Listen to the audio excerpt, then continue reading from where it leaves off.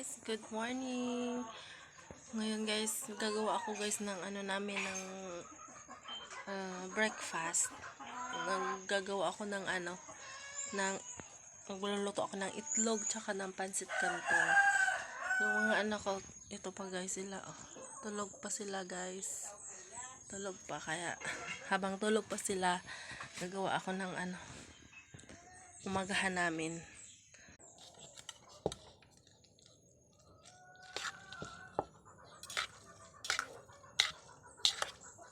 Haluin na natin guys ang pansit canton. Kasi luto na.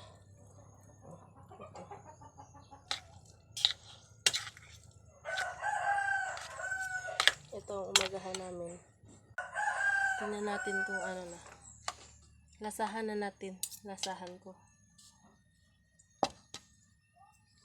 Nakaluto na rin ako ng egg. Saka ito canton. Mainit.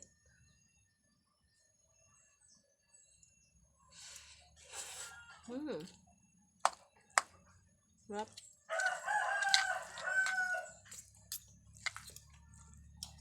Hinihintay ko lang asawa ko kasi nasa labas guys. May tumawag kasi, may magpapatrabaho daw dun sa ng bahay.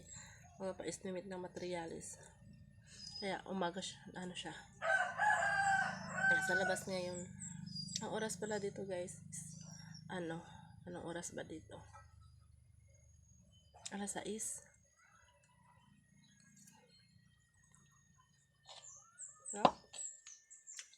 Hintayin ko lang magising. Tapos pakainin ko ang anak ko. Tapos magkakape.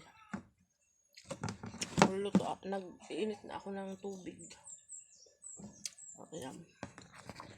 Tulog pa kasi yung mga bata. Kaya, saka ngayon, linggo guys ngayon. Ito ang labas namin.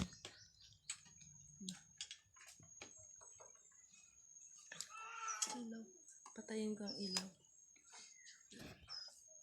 Linggo ngayon, nagsisimba kami ngayong umaga. After namin kumain, papaliguan ko na yung mga anak ko, tsaka pupunta kami ng simbahan.